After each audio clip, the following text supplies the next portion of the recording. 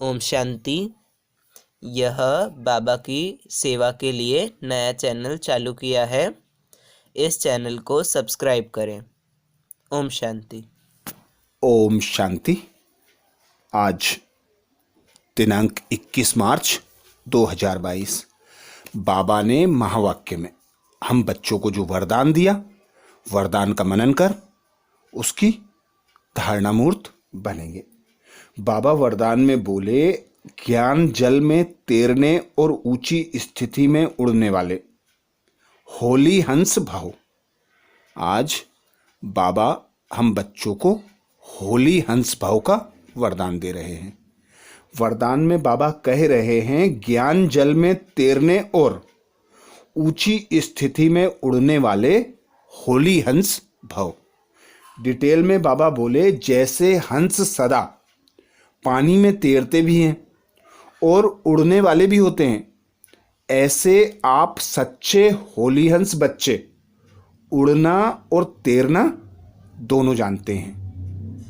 ज्ञान मनन करना अर्थात ज्ञान अमृत व ज्ञान जल में तैरना, और उड़ना अर्थात ऊंची स्थिति में रहना।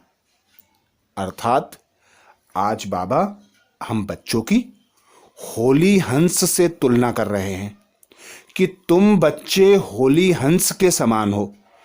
जिस प्रकार हंस पानी में भी तैरता है और कचरे को छोड़कर मोती चुगता है, दूध पी लेता है, पानी को छोड़ देता है और उड़ना भी जानता है, तो ऐसे ही तुम बच्चे ज्ञान अमृत में स्नान करने वाले हो, ज्ञान का मनन चिंतन करने वाले हो। ज्ञान सागर पिता के ज्ञान सागर की गहराइयों में जाकर डुबकी भी लगाते हो, तैरते भी हो और ऊंची फरिश्ताई स्थिति में स्थित होकर परम धाम का चक्कर भी लगाते हो।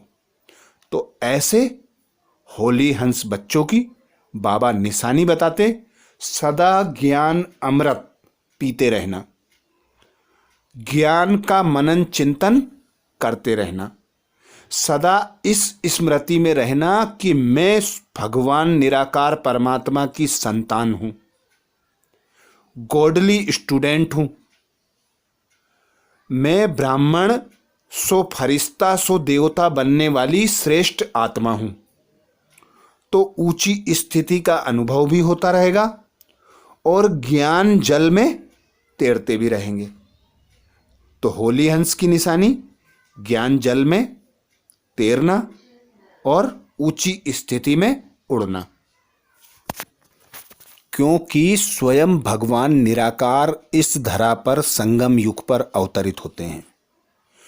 ब्रह्मा बाबा को एडॉप्ट कर ब्रह्मा बाबा के द्वारा हम बच्चों को शूद्र से ब्राह्मण बनाते हैं और हमें स्मृति दिलाते हैं, तुम कल्प कल्प की विजयी रत्न आत्माएं हो, तुम ब्राह्मण सो फरिश्ता सो देवता बनते हो।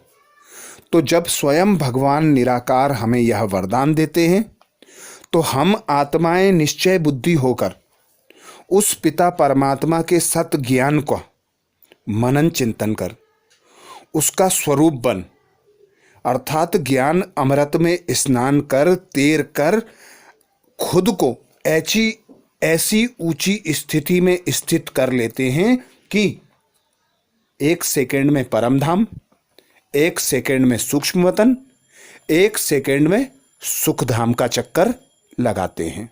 अर्थात फरिश्ताई स्वरूप की अनुभूति हमें बाबा इसी संगम युग पर करा देते हैं।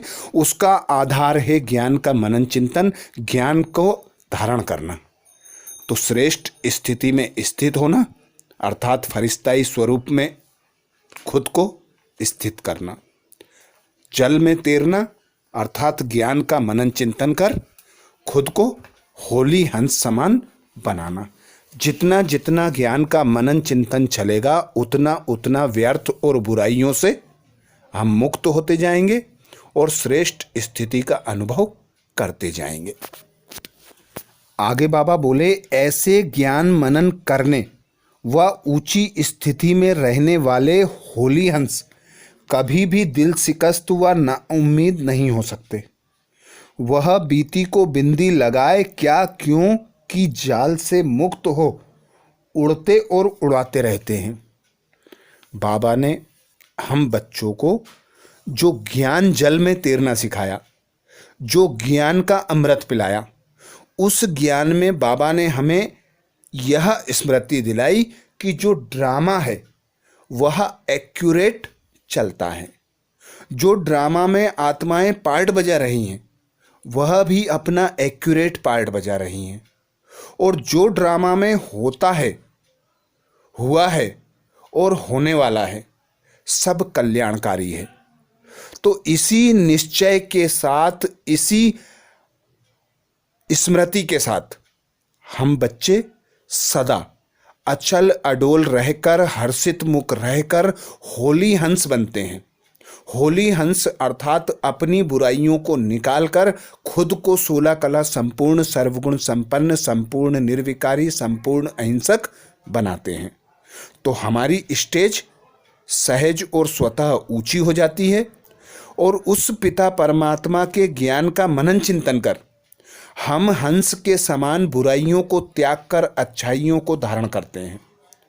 तो ऐसे ही बाबा कहते, ऐसे बच्चे जो होली हंस के समान होते हैं वे कभी भी किसी परिस्थिति में दिल शिकस्त नाउम्मीद नहीं होते। सदा बीती को बिंदी लगा देते हैं। कोई समस्या आती है तो उसे साक्षी होकर खेल समझकर देखते हैं, अर्थात फुल स्टॉप लगाकर आगे निकल जाते हैं। लक्ष्य को सदा स्मृति में रख उड़ते और उड़ाते रहते हैं। स्लोगन में बाबा बोले, मणि बन बाप के मस्तक के बीच चमकने वाले ही मस्तक मणि हैं। मणि बन बाप के मस्तक के बीच चमकने वाले ही मस्तक मणि हैं। अर्थात हम आत्माएं निराकार उस निराकार पिता परमात्मा की संतान हैं। पिता परमात्मा निराकार इस धरा पर आकर ब्रह्मा तन का आधार लेकर हमें अपने दिल तख्त पर बिठाते हैं। इतनी ऊंची स्टेज पर बिठा देते हैं कि हम आत्माएं चमकदार मणि बनकर उस पिता परमात्मा के मस्तक पर चमक पर सारे विश्व को ज्ञान का तीसरा नेत्र प्रदान करते हैं। ज्ञान रोशनी से अंधकार, अज्ञान अंधकार को मिटाते हैं। तो बाबा कहते, मणि बनकर बाप के मस्तक के बीच चमकने वाले ही मस्तक मणि कहलाते हैं। आज बाबा ने महावाक्य में हम बच्चों को जो मुख्य पॉइंट सुनाए उस सार का मनन करेंगे। बाबा बोले, मीठे बच्चे, तुम्हारे पास जो कुछ है उसे ईश्वरीय सेवा में सफल करो। कॉलेज कम हॉस्पिटल खोलते जाओ। मीठे बच्चे, तुम्हारे पास जो कुछ है उसे ईश्वरीय सेवा में लगाकर सफल करो। कॉलेज कम हॉस्पिटल खोलते जाओ। प्रश्न किया बाबा ने, तुम बच्चों का शिव बाबा से कौन सा एक संबंध बहुत रमणीक और गुह्य है? तुम बच्चों का शिव बाबा से कौन सा एक संबंध बहुत रमणीक और गुह्य है? उत्तर में बाबा बोले, तुम कहते हो शिव बाबा हमारा बाप भी है तो बच्चा भी है, परंतु बाप सो फिर बच्चा कैसे? यह बहुत रमणीक और गुह्य बात है। तुम उन्हें बालक भी समझते हो क्योंकि उन पर पूरा पूरा बलिहार जाते हो। सारा वर्षा पहले तुम उनको देते हो जो शिव बाबा को अपना वारिस बनाते हैं, वही 21 जन्मों का वर्षा पाते हैं। यह बच्चा शिव बाबा कहता है तुम कि मुझे तुम्हारा धन नहीं चाहिए।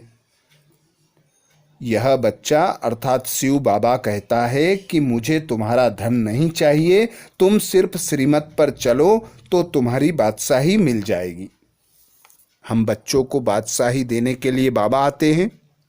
पहले बाबा कहते हैं खुद को पूरा पूरा अर्पण कर दो तो तुम बाप के दर्पण बन जाओगे, बाप समान बन जाओगे, बाप का बच्चा बन जाओगे, बाप के वर्षे का अधिकारी बन जाओगे। पर पहले बाप को वर्षा दो, उस पर पूरा पूरा बलिहार जाओ, फिर बाप से वर्षा 21 जन्मों का प्राप्त करो। गीत सुनाया बाबा ने माता ओ माता। आज बाबा ने धारणा में मुख्य सार सुनाया। पहला पॉइंट, अब रावण की मत छोड़ श्रीमत पर चलना है और सब संग तोड़ एक बाप के संग जोड़ना है। अब रावण की मत छोड़ श्रीमत पर चलना है और सब संग तोड़ एक बाप के संग जोड़ना है। दूसरा पॉइंट बाबा बोले, निश्चय बुद्धि बन, पढ़ाई जरूर पढ़नी है, किसी भी विघ्न से बाप का हाथ नहीं छोड़ना है, योग से तंदुरुस्ती और पढ़ाई से राजाई लेनी है। निश्चय बुद्धि बन, पढ़ाई जरूर पढ़नी है, किसी भी विघ्न में बाप का हाथ नहीं छोड़ना है, योग से तंदुरुस्ती और पढ़ाई से राजाई लेनी है। तो ये थे बाबा के महावाक्य। अच्छा, ओम शांति।